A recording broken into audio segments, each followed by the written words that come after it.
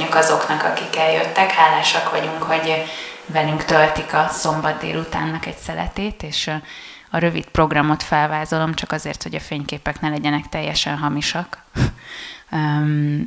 Gréta fog bevezetőt mondani a kiállításról, és aztán én mondok néhány szót édesapám 2 filmjéről, amit megnézünk, de igazán röviden, mert a lényeg az, hogy megtekintsük a 2 filmet, és aztán mi készültünk egy beszélgetéssel, már ahogy az ember készül egy beszélgetéssel, és mivel kevesen vagyunk, ezért bármelyik ponton majd, ha úgy érzitek, hogy van olyan kérdés, ami régóta feszít titeket édesapám munkásságával kapcsolatban, akkor mi boldogan állunk a kérdések elé, leginkább édesapám, és szerintem nagyjából egy ilyen 50 perces, 1 órás programra kell számítani, de úgyis mindannyian érezni fogjuk, hogy meddig érezzük magunkat igazán jól, és ezt én is figyelembe fogom venni, úgyhogy még egyszer köszönöm, hogy mindannyian itt vannak, itt vagytok. Köszöntök mindenkit az Experimentum Nagy Pál és tanítványai című kiállításnak a kísérő programján. Bár mindnyájan ismeritek a 2 vendéget, azért hadd mutassam be őket. Először is nagy tisztelettel köszöntöm a művészurat, Szilágyi Varga Zoltánt, Balázs Béla díjas filmrendező, grafikus képzőművész, aki szintén Nagy Pálnak a tanítványa volt az 1970-es években Marosvásárhelyen, és hát remélem, hogy néhány mondatban majd esetleg erről is megemlékezel. És nagy örömmel köszöntöm a lányát, Szilágyi Róza Teklát, művészeti kritikust, írót, az Árt magazin szerkesztőjét már nem, de egyébként, ha jól tudom, még egy galériának is az alapítója vagy. Az Árt magazinnál lassan 2 éve nem dolgozom, de valójában dolgoztam 10 évig. Egy Eidolon Center for Everyday Photography névre hallgató privát fotót kutató, kiállító, gyűjtő és kiadó intézménynek a társalapítója és vezetője vagyok. Szívből gratulálok hozzá! Igazából tulajdonképpen én csak a kiállítást szeretném egy kicsit még menedzselni, bár gondolom, hogy már mindnyájan látták, ha még nem, akkor mindenképp a program után javaslom, hogy nézzék meg. Ugye ez a tárlat Nagy Pál emlékkiállítása, és egyben az a kiállítás célja, hogy azt vizsgálja, hogy Nagy Pál, aki az erdélyi művészetnek egy legendás alakja volt, milyen hatással volt az erdélyi 80-as, 90-es évek kísérleti alapú művészetére, és az arra az akkor születő fiatal generációra, akik egy radikális változást vittek végbe ebben az időszakban. 3 termen keresztül láthatjuk ezeket a munkákat. 27 művészt hívtunk meg erre a kiállításra. Az első teremben Magyarországon még ilyen teljességében korábban nem látott Nagy Pál kiállítás látható, tehát az ő munkáiról szól az első terem, és utána a következő 2-ben pedig a tanítványoknak az alkotásairól. Ugye Nagy Pál 1952 és 76 között tanított a Marosvásárhelyi Képzőművészeti Líceumban grafikus tanárként, középiskolai tanárként, ezért ez a kiállítás egy kicsit a művészetpedagógiának is egy kiállítása, ami azt is igyekszik demonstrálni, hogy micsoda óriási hatással lehet egy középiskolai művésztanár is generációkra és korszakokra, és egy egész régiónak a művészetére és szemléletmódjára. A második teremben olyan művészeti ágak jelennek meg, mint a festészet, az önálló médiummá váló rajz. Ezen a szekcióban található egyébként Szilágyi Varga Zoltánnak is az alkotása, ami ugye néhány fázisképet mutat abból a 2 filmből, amit itt látni fogunk. És az utolsó teremben pedig installációk, objektek, rengeteg akció és performance, többek között Elekes Károly archívumából nagyszerű régi bemutatók, és a Mélárt korabeli művészete kapott hangot, került a fókuszba. Nagyon jó szórakozást kívánok, és akkor azt gondolom, hogy kezdhetjük a vetítést. Csak a vetítés előtt, hogy mindannyian tudjuk, hogy mire készülünk, bár valószínűleg ismerik édesapám filmjeit. Édesapámnak 3 Romániában készült animációs filmje van, ezek közül mi most 2 fogjuk megnézni. az 1980-ban készült Gordiuszi csomót és a 82-es arénát, és amíg a filmeket nézzük, mi is beülünk közétek, mert én is mindig örömmel tekintem meg őket újra, és szerintem édesapám is szívesen nézi meg őket nagyban. Igazából nem is akarom sokat húzni a szót, csak annyit szeretnék még megosztani, hogy azért döntöttünk úgy, hogy a filmvetítéssel kezdünk, mert nagyon sok olyan apróság mutatkozik meg ebben a két alkotásban, amit, hogyha édesapám tolmácsolásában a kérdéseimre válaszolva ismerhettek meg, azt érdemesebb úgy csinálni, hogy már mindannyian ismerjük, vagy felelevenítettük az emlékeinket ezekkel a filmekkel kapcsolatban, úgyhogy ha lehet ezekhez a filmekhez jó szórakozást kívánni, akkor jó szórakozást kívánok, és a filmek után beszélgetünk. Amikor gondolkodtunk édesapámmal, hogy miről lenne érdemes beszélgetnünk, akkor egy téma felmerült, amit mind a ketten fontosnak tartunk. Értelmszerű, hogy nem most beszélgetünk először életünkben, sem mint egyének, sem mint édesapám alkotásairól. Többször volt szerencsénk ugyanígy mikrofonokkal a kezünkben megvitatni édesapám munkásságának bizonyos részleteit, de mindig igyekszünk valamilyen új narratívát, valamilyen új nézőpontot beemelni a beszélgetéseinkbe, hiszen lehet, hogy valaki már többet is hallott, illetve mi sem szeretjük ismételni magunkat.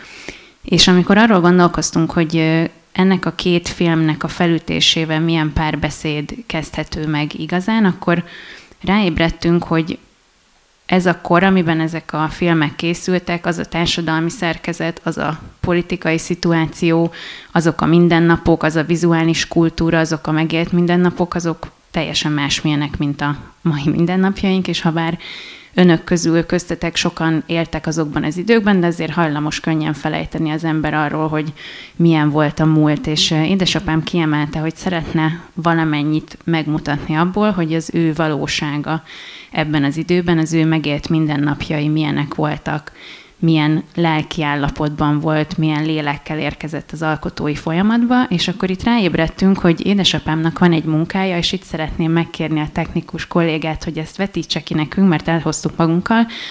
Ez az Áldott gyermekkor című 1982-ben készült ceruza rajz, ami mind édesapám, mind az én szívemnek egy nagyon kedves mű.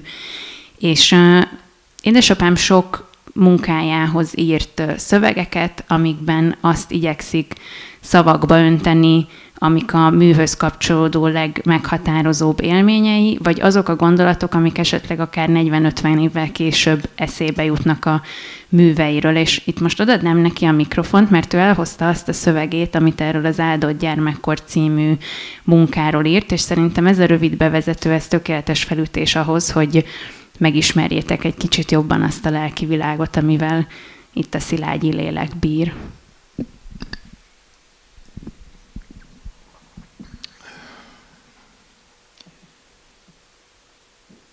Azért gondoltuk, hogy ennek el kellene hangoznia, mert anélkül, hogy a mostani néző tudná, hogy milyen médiumba éltünk akkor, elég nehéz dekódolni a filmek szerkezetét, üzeneteit, rétegeit, stb. Ennek a rajznak azt a címet adtam, hogy Boldog gyermekkor. A szabadság értelmezéséhez kapcsolódóan még a Covid előtti időkben lefényképeztem a Lukkai vár szegecsekkel kivert kapuját. Libertas felirat szerepel rajta. A kapun olvasható felirat és az ajtó védelmi meggondolásból való kiképzések között ellentmondást véltem felfedezni. Lelki számítógépem rögtön lefuttatott minden lehetséges és lehetetlen történést az életemből, mely szerinte néhány lépésben a szabadság fogalmához kapcsolható. Eredményként első helyen a következő találatot dobta ki. Boldog gyermekkor című, még a bukaresti éveim alatt készült rajzomat. A jelenség értelmezhetőségét segítendő elmesélem a rajz elkészültének körülményeit. Mindezt végig gondolva persze tudom, nem lesz áttekinthetőbb képünk a szabadság fogalmáról. 1982 tájékán munkába menet minden reggel átvágtam a bukaresti Szvântavinér téren, ahol a szűkre tervezett fordulón minduntalan csörömpölő, felfelsikoltó villamosok figyelmeztették a keresztül kasul közlekedő gyalogosokat. Aki a téren szerencsésen átért, úgy érzékelhette, a bukaresti élet pulzusán tartja a kezét. A 16-os villamos és sok másik végállomásán kívül, melyeknek számaira már nem emlékszem, a teret a 3-as kerület törvényszéki épülete dominálta. Ez az épület mint mágnes vonzotta maga köré az amúgy panoptikumba illő figurákat. Naponta vágtak át a síneken lábbilincsel és vezetőszáron tartott rabok vagy más elítéltek. A villamosvezetők ilyenkor eszeveszett csengő csörömpölésbe kezdtek, ki üdvözlésképpen, ki pedig megvetését világgá kürtölve. A lármára ilyenkor a hajnal óta a törvényszék falának árnyékában várakozó, guggoló hozzátartozók felpattantak, és világvége hangulatot keltve az égbe kiáltották átkaikat vagy imájukat. Kissé távolabb a szebb időket látott díszes homlokzatú kis zsidó boltok előtt a meg-megsüllyedt szűk járdán áldogáltak a kíváncsiskodók, Bukarestben téblábodó vidékiek, Kent cigarettavalutát értékesítő cigánnék, akik ha vevőre akadtak, a nyílt színen fellibbentették a szoknyáikat, és valahonnan a lábuk közül erővarázsolták a karton cigarettát. Voltak őrszemek, akik figyelmeztették őket, ha fakabát tűnt fel a láthatáron. Úgy értem, a beavatottakon kívüli rendőr. Hát egy ilyen őrszem volt történetem alanya. Aki ha valaki emberszámba vette, biztonságát és megbízhatóságát bizonyítandó, rögtön elnyomott egy izzó parazsú csikket az alkarján. Gyakorlott, határozott mozdulattal addig nyomta, míg elfogyott belőle a füst. Közben szemesen rebbent, végig azzal a boldog együgyű vigyorral az arcán, amit a rajzomon is próbáltam megragadni. A rajzolás során egy új képi elem kívánkozott a portré mellé, méghozzá óvodáskori első kézműves alkotásom. Sablon alapján kellett kivágnunk vörös kartonból egy maci alkotóelemeit, fejét, törzsét, lábait és tűvel, cérnával összevarni. Ez a munkám kiállta eddig az idő próbáját, és mint látjátok, szervesen kapcsolódik későbbi munkásságomhoz. Ezt a vörös macit rajzoltam hát, illő távolságra a fejtől, mintha tudtam volna, hogy csak a macinál nagyobb vetett árnyékkal kapcsolódik igazán a képhez. Mindezek után hetekig elégedetlenül nézegettem a rajzot. Amikor vészesen közeledett az országos tárlat beadási határideje, átlépve saját árnyékomat, drasztikus elhatározásra jutottam. Úgy éreztem, csak akkor szerzem vissza rajzom becsületét, hitelességét, meg a magamét, ha én is sebeket ejtek rajta. Ezért izzó csikkeket nyomtam el a kész munkán. Azóta tudom, hogy a katarzis füstszagú. A képet annak rendje, módja szerint beneveztem a kiállításra. Napokig sétáltam a Dahleszterem vitrínje előtt, hogy megtudjam, esetleg bejutott-e a munkám a tárlatra. És bejutott. Na nem a főfalra, igaz, oda a Kárpátok géniuszát dicsőítő remek műveket akasztották. A belső terem oldalfalára került az enyém, amit a vitrínre préselt arccal oldalvás nézve még láthattam. Boldogságom csak a másnapi megnyújtóig tartott, illetve másnap délelőttig. Amikor idősebb rendező kollégám Matthias Lahn, aki a zsűri tagja volt, miután gratulált, elmondta, hogy Stefanescu elvtárs és lepje utolsó pillanatban még zsűrizett egy jót, és néhány alkotást levetetett a falról. Az enyémről azt mondta állítólag, hogy aki nem tudja megbecsülni a saját munkáját, cigarettával égeti ki, az nem érdemli meg, hogy részese legyen egy ilyen ünnepi eseménynek. A történet minden szereplője a szabadság jegyében cselekedett. Én a lelkiismereti szabadságomat tartottam szem előtt, de könnyen lehet, hogy az én készülékemmel van baj. Köszönöm, édesapa, hogy felolvastad.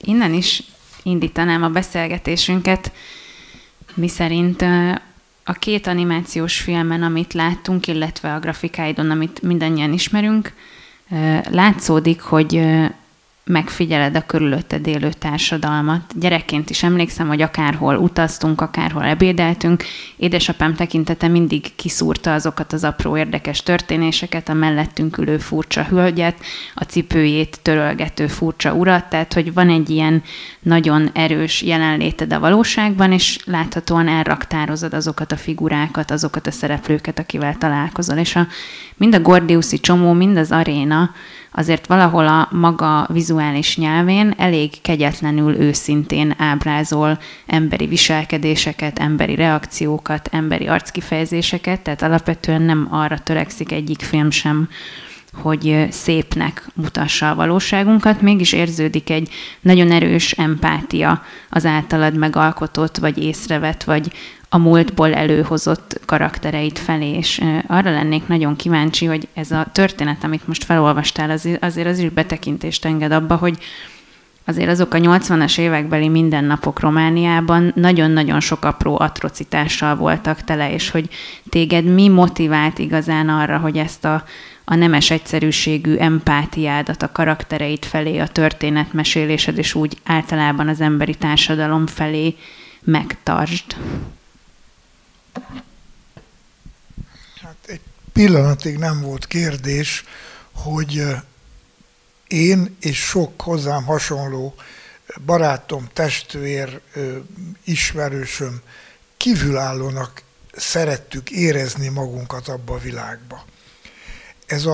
Ez a felvállalt kívülállás hozta magával, hogy csak úgy lehet kívülállónak lenni, ha az embernek van egy komoly talapzata, egy komoly neveltetése, egy komoly világnézete, ami megadja a kellő bátorságot, ezt a kívülállóságot úgy megélni, hogy az ember egészséges maradjon, hogy tudjon dolgozni, próbálkozni, kifejezni, amit ki lehetett fejezni. Nem véletlenül nyúltunk, főleg akik filmmel foglalkoztak, metaforákhoz, vagy egyéb olyan kifejező eszközökhöz, amibe bújtatva lehetett jelezni a vágy szeműeknek, a vágy fülűeknek, hogy üzenünk valamit a világnak. Hát amíg lehetett. Amikor már nem lehetett, akkor kellett más utat keresni. És érdekes, hogy ez a bújtatott üzenet, ami mind a Gordiuszi csomóban, mind az arénában benne van, azért elég sikeresen szerepelt a nemzetközi fesztiválokon, csak azért, hogy az utókornak elhangozzanak a fontos információk. Édesapám Gordiuszi csomó című rajzfilmje, és most tényleg csak a fontosabb fesztiválokat mondom, az Oberhauseni Rövidfilmfesztivál érdemoklevelét nyert el, a Zágrábi Nemzetközi Filmfesztivál Opera Prima díját, a Bilbaói Nemzetközi Rajzfilmfesztivál nagy díját, ez az aranymedvéjét, az Espinyói Cinema Rajzfilmfesztivál első díját, ami egy ezüst delfin, és aztán később, 81-ben, egy évvel később a Chicagói Nemzetközi Filmfesztivál érdemoklevelét is.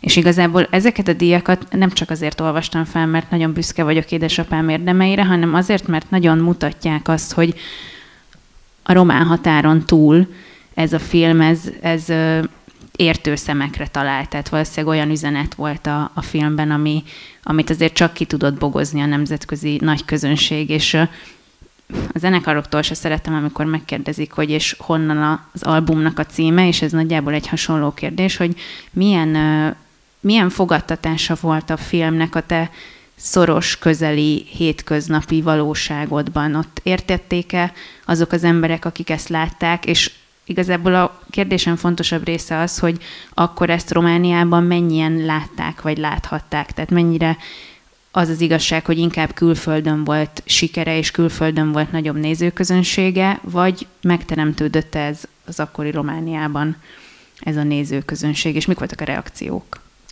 Hát a sors iróniája, hogy ugye későn ébredő típusok voltak azok, akik hát eldöntötték alkalomattán, hogy mit lehet nézni, mit nem lehet nézni.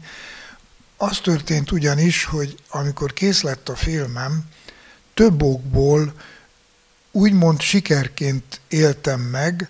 Az egyik az volt, hogy a lehető legtávolabb állt technikailag is, megfogalmazásában is, rajzi minőségében is attól a közismert, mindenki által régen tudott rajzfilmes világtól. Ez meglepte az embereket, és csodálkoztak rajta. Abban az időben a játékfilmek előtt híradót és rövid filmeket vetítettek a mozik. És mit ad Isten, bekerült ebbe a körforgásba. Tehát a Vásárhelyen élő barátaimtól tudom, Károlyéktól, hogy a vásárhelyi volt barátaim, kollégáim mentek sorra a különböző mozikba, volt 5 mozi, azt hiszem Vásárhelyen, és megnézték a Gordiuszi csomót, és utána kijöttek a moziból, mert őket csak az érdekelte. Tehát egy rossz szavam nem lehet arról, hogy nem nézhették meg. Aztán ebből ugye később lett probléma, mert azért voltak olyan okos emberek, hogy elkezdtek gondolkodni rajta, hogy miről szól ez a film. Mondjuk ebben nem segítettem sokat nekik, mert én magam is küzdöttem a film struktúrájának a megteremtésében. Azért soha nem foglalkoztam filmmel, tehát nagyon sok mindent egy Hályog Kovács módjára csináltam meg. Több volt bennem a bátorság és a vakmerőség, mint a tudás. Ez viszont azért volt jó, hogy ezáltal is simán félrevezettem mindenkit. Megérdemlik, hogy egy egészen pici anekdotát, hogy könnyítsek a helyzet komolyságán, hogy van egy közeli, egy mozgó szájról, egy lipszingről, hihetetlenül komolyan foglalkoztatott, hogy olyan szájállásokat kössek össze fázisokkal, hogy még véletlenül egy szájról olvasó ki ne találjon valami hülyeséget. És meg voltam győződve, hogy ez nekem sikerült.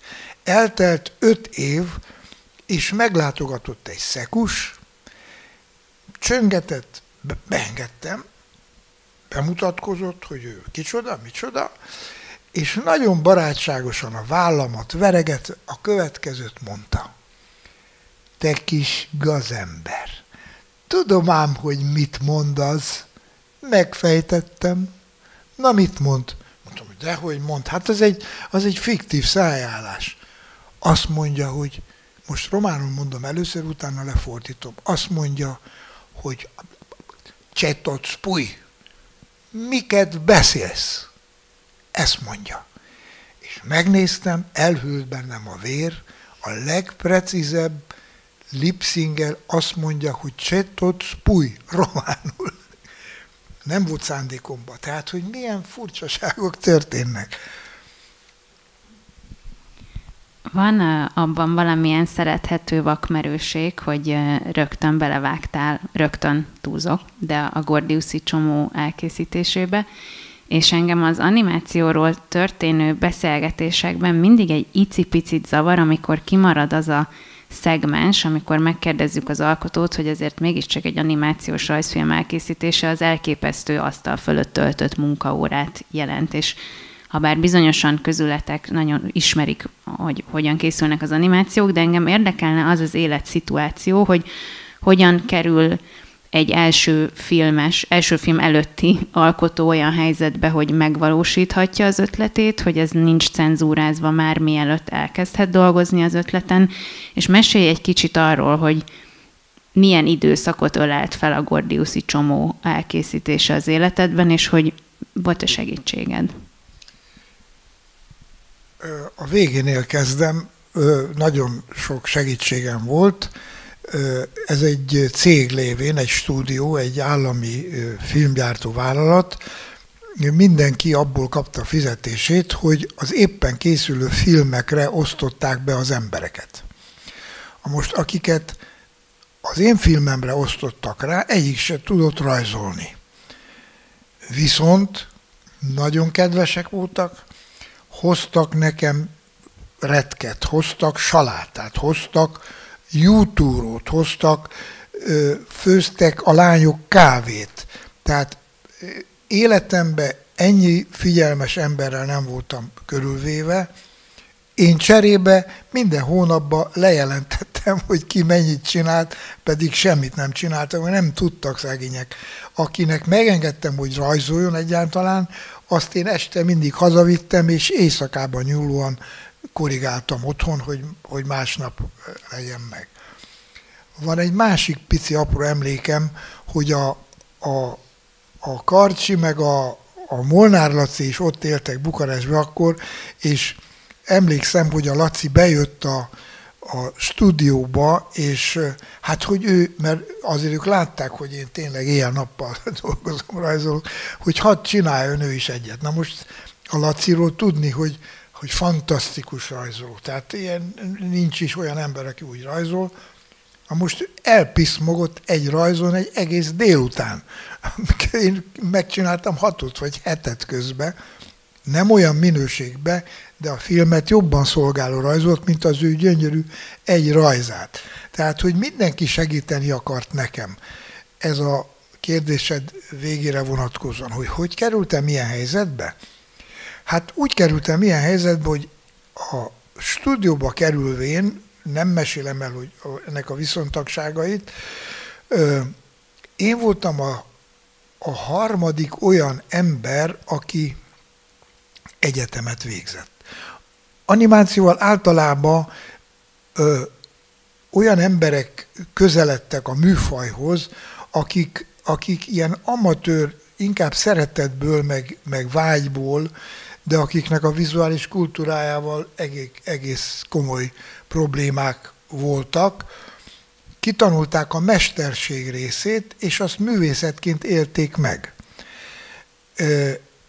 Volt egy olyan igazgatónő, aki látta, hogy én nem ellenkezem, hogy kell fázisolni, fázisolok. Azt kell csinálni. Kell zongorát cipelni, zongorát cipeltem. Tehát nekem, ezt Kecskeméten is eljázták velem, amikor áttelepültem. És akkor ő hívott be, és mondta, hogy nincs kedvem filmet csinálni. Hát én megrémültem, hogy micsodát? Filmet. Hogy csinálják egy filmet. Ha van ötletem, keressem meg. Hát kezdtem én gondolkozni, gyötrődni, hogy ilyenkor az emberben az van, hogy valamit ki kell találni. És hát teljesen ugye olvasgattam közben mindenfélét, és tényleg az történik ilyenkor, hogy fenti sugarratra egyszerűen, szinte készen előbukkant az agyamból ez a párhuzamba állított történet, hogy a Gordiuszi csomót elvágni, mint ahogy Nagy Sándor tette, és megoldani. És akkor ebből következik, az logikusan az ember végig gondolja, hogy ez egy pillanatműve, sikerrel jár, a másik pedig gyötrelmes, hosszadalmas, és az emberek nincs türelmük, nem értik. Ez a mai napig is így van. Tehát tulajdonképpen, ha az ötlet meglett, és ebbe hinni kezdtem, akkor jött az, hogy gondolkodnom kellett, hogy milyen módon. És a mesélés módja az tulajdonképpen nagyon közel áll hozzám, mert ha bármiről mesélek, akkor az agyam, a lelkem valamilyen logikai sorrendbe tolja elém a mondandómat. És akkor annyira kellett vigyázzak, hogy ez a filmben is így történjék.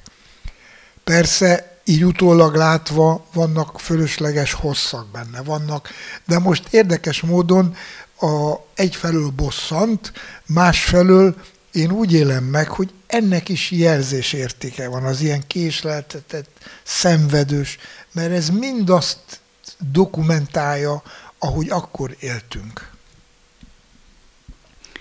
Ugye itt hangsúlyoztuk már több irányból, hogy a Gordiuszi csomó volt az első filmed, és mint ahogy te is elmesélted most, habár számítani lehetett rá, valamelyest váratlanul ért a lehetőség. És te használtad azt a kifejezést, hogy Hályog Kovács módjára álltál neki animációt előállítani. Mesélj kérlek arról, hogy milyen hatások értek a Gordiuszi és az aréna között, mert az arénán érezhető több olyan, mind vizuális kultúrabeli, szinte hogy nem hivatkozás, mind olyan a fejlődő képnyelv, a fejlődő, a hogyan timingolsz, hogyan szerkeszted a történetet, tehát látszódik, hogy tudatos döntések vannak a két film között, azt illetően, hogy te animációs rendezőként milyen filmnyelvet beszélsz, mert és bocsáss meg, csak befejezem a gondolatmenetemet, mert az arénában is ott van az a motívum, ami a Gordiussiban, hogy egy azért kulturálisan széles közegben ismert témát dolgozol fel, emelsz át, csavarsz meg egy picit, tehát hogy a történetválasztás, motívumválasztás hasonlósága az egyértelműen beágyazza mind a két művet az alkotó életművetbe, de érződik az a filmnyelvi változás, és igazából nem telt el nagyon sok idő, tehát 2 év telt el a két film között, ami lehet, hogy az én időérzékem helytelen, de én azt olyan rövid időintervallumnak érzem, szóval, hogy mi hatott rád, és mi okozta azt, hogy az arénát egy már más típusú filmnyelven fogalmazod meg?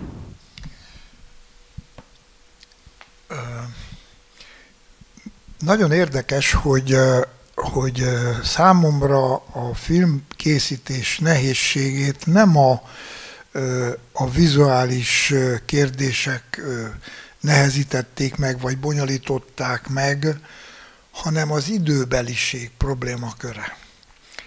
Hogy rá kellett ébrednem, hát fiatal ember voltam, de ugye azelőtt soha nem foglalkoztatott, hogy mi a különbség a szubjektív idő és az objektív idő között.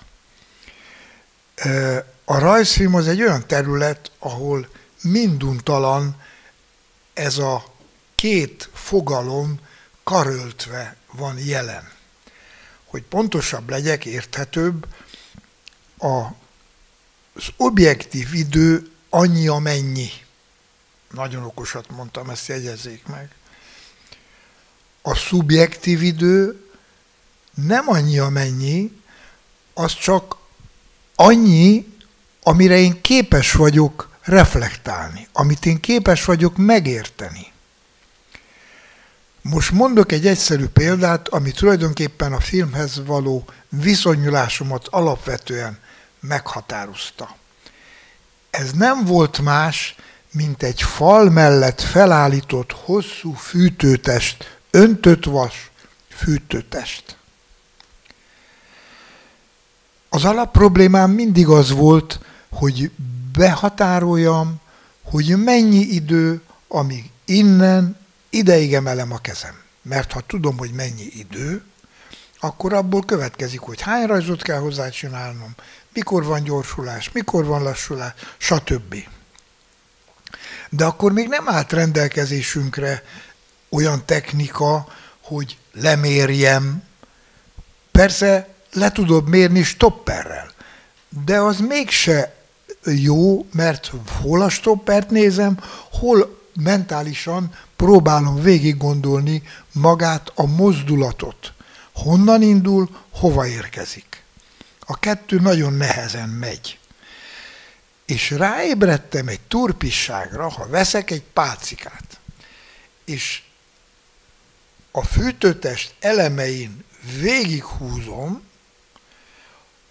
az pontosan, ezt kigyakoroltam, hogy a 10 másodpercek alatt érintem meg volt, amikor nem értették, hogy megbolondult a Szilágyi futósok a pálcikával a fűtőtest mellett.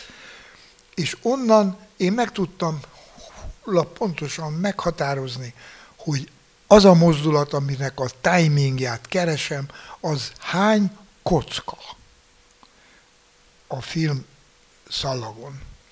Ez azért is volt fontos, mert mozgáspróbát csináltunk annak idején, de a mozgáspróba negatívot elküldték Buftjára, Bukarest mellé, ahol a filmgyár volt, a nagy filmgyár, ott volt a labor, előhívták, volt, hogy 2 hét múlva jött csak vissza. Tehát 2 hétig én nem tudtam, hogy mit csináltam. És ha visszajött, és ha nem volt a jó, akkor kellett kezdeni előről. Na most én ezt a 2 hetes várakozást hátradőlve, miután már kipróbáltam, hogy működik, pontosan meg tudtam határozni, hogy milyen kockaszámba kell nekem azt megrajzolni. Miután felszabadultam ez alól, a nyomás alól, akkor elkezdtem a vizualitással szabadon játszani, szabadon foglalkozni. Nem kényszerített semmiféle nyomás arra, hogy vajon milyen lesz. Nem érdekelt, mert biztos voltam benne, hogyha én miután eldöntöttem, hogy mi mozdul, és tudom, hogy mennyi ideig, onnantól kezdve rendben van. Akkor kezdtem foglalkozni, hogy néz ki. Rajzolom papírra, akvarellel, mit csinálok vele, tárgyakat mozgatok, stb. Tehát elkezdtem szabadon használni az eszközöket. Nem akarok egy olyan képet festeni, hogy akik animációkat készítenek, ők a társadalmunk hősei, pedig még az is lehet, hogy ez igaz, de azért mégiscsak nagyon, főleg a világban, amiben ma élünk, amikor elküldünk egy e-mailt és bosszankodunk, amikor 10 perc múlva nem válaszol valaki, az a létmód, vagy lelkiállapot, vagy valamiről beszélgettünk is itt a beszélgetés előtt, és használtam a kontemplatív szót, szóval, hogy ez a kontemplatív hozzáállás, ami szükséges ahhoz, hogy te napi 8-10-12 órában a saját karaktereid felé szeretettel, érdeklődéssel, a saját ötleted felé hasonló szeretettel és érdeklődéssel fordulva ugyanazzal az egy szeletével a világnézetednek foglalkozz hónapokig, vagy nagyobb filmek esetében, hosszabb filmek esetében évekig, azért az igényel egy nagyon céltudatos hozzáállást, és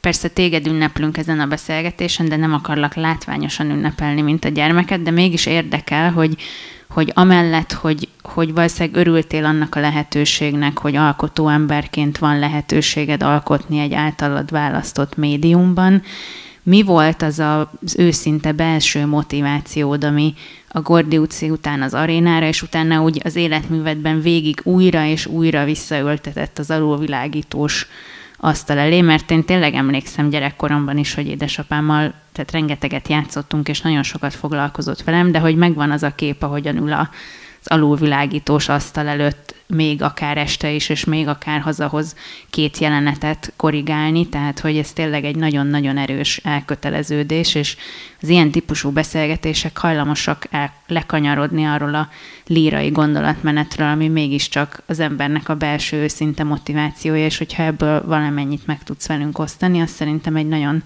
szép, a záró gondolat, záró motívum felé kanyarodó momentum lehetne a beszélgetésünkben. Ezt nagyon könnyű lezárni. Onnantól kezdve, hogy van az ember életének értelme, akkor ez minden megmagyaráz. Tehát akinek családja van, gyereke van, kutya kötelessége csinálni. És hogyha nekem ez adatot, akkor én ezt csináltam a kutyához való hasonló hűséggel, és nem okozott gondot. Ez szép és igaz, viszont én 93-ban születtem. És ezt a filmet 80-ban és 82-ben csináltad, szóval akárha a kezdeti motivációkról mesélsz, az is szerintem egy érdekes betekintés lehet az attitűdödbe. Mindig készen voltam egy gyerekáldásra. Előtte is.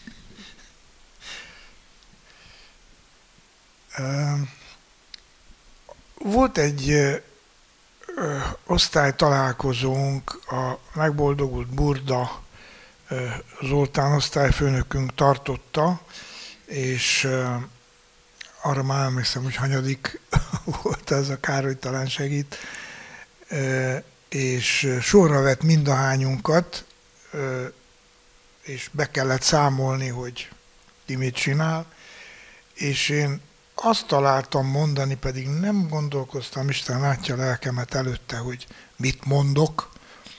Azt mondtam, hogy azzal, hogy én Bukarestbe kerültem, úgy éreztem, hogy az egy hídfőállás, és ennek megfelelően kell viselkednem.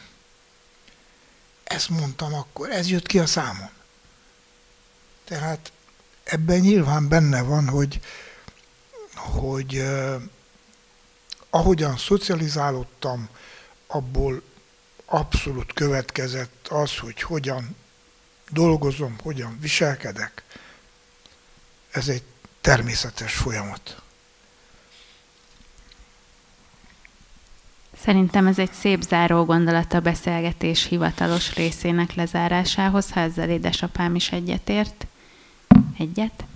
Mivel ilyen családiasan vagyunk, ezért én azt a verziót választanám, hogyha valaki szeretne édesapámtól kérdezni, azt szerintem komfortosabban lehet mikrofon nélkül egymás szemébe nézve, úgyhogy nagyon hálás vagyok, hogy aki eljött, az eljött, és velünk töltötte ezt a délutánt, és arra buzdítok mindenkit, hogy nézze meg a kiállítást, illetve édesapámnak több filmje megtekinthető az interneten, ha bár nem ilyen jó hanggal, nem ekkora méretben, nem ilyen jó felbontásban, de amikor idejük engedi, akkor keressenek rá édesapám nevére, mert nagyon sok hasonlóan értékes animációs filmet lehet megtekinteni. Még egyszer köszönjük szépen a figyelmet mindenkinek, köszönjük a lehetőséget, köszönöm a technikus kollégának a profizmusát, és szép hétvégét kívánok mindenkinek. Köszönjük!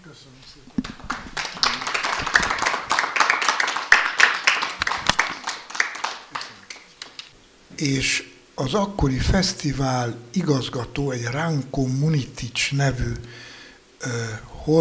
szerb-horvát filmkritikus keresett meg ezzel az ötlettel, ő írt egy forgatókönyvet, és meggyőzte az igazgatónőmet, hogy hát ezt a Szilágyinak kellene megcsinálni ezt a filmet. Nyilván a politikai körökben a világfesztivál az egy nagyon nagy dolog volt, akkor is, mint ahogy most is az, és hát ezt ilyen kulturális kapcsolatépítésnek tekintették, miközben fogalmuk nem volt, hogy miről szól a film. Megkaptam a szöveget, lefordítatták nekem, eljött Ranko Bukarestbe, hát mindig felügyelettel, mert akkor olyan idők voltak, hogy nem lehetett külföldivel csak úgy cseverészni, tehát mindig volt egy harmadik ember mellettünk, vagy a Filmszövetség részéről, vagy a stúdió részéről, vagy a Képzőművész Szövetség részéről.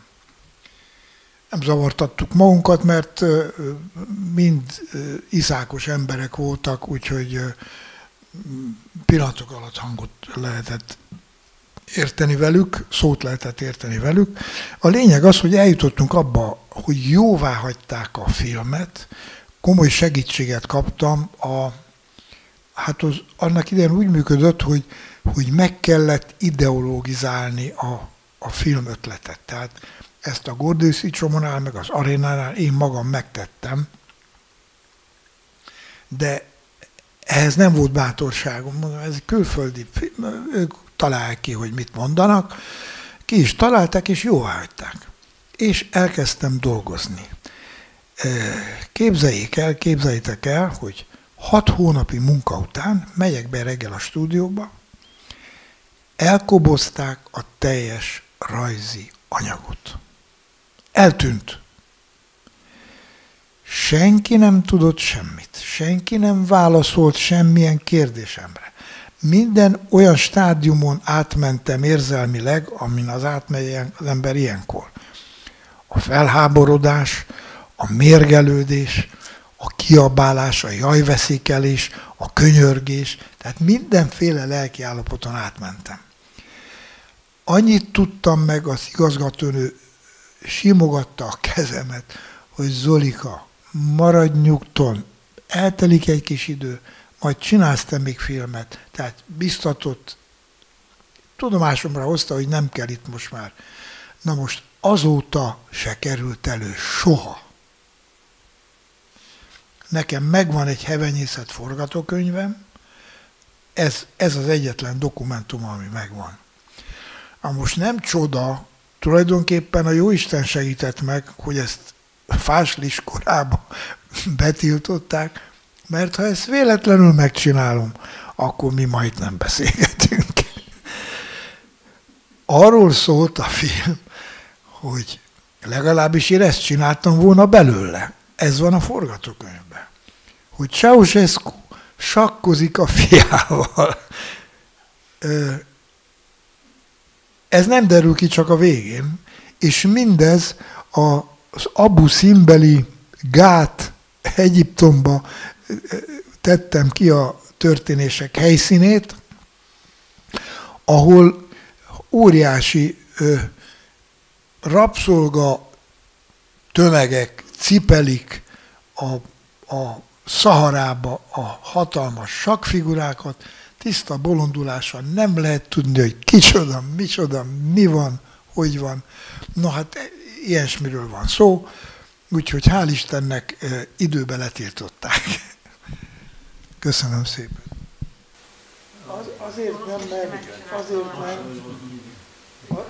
Azért nem, mert én úgy vagyok vele. A töltött káposztán kívül semmit nem szeretek felmelegítve, se fogyasztani, se. Nem, mert annyira beleéltem magam, hogy ez egy fricska, tehát hogy volt bátorságom, tudod? Főleg úgy, hogy nem csak a végén derült ki, de akkor se úgy, hogy őt látom, hogy Ceausescu meg a fia, hanem a viszonyukat, hogy a fia mondja az apjának azt, hogy sakk és matt. Hát akkor pont egy olyan élethelyzet volt, hogy mindenki tudta, várta, hogy a Niku nevű fia fogja őt követni a trónon.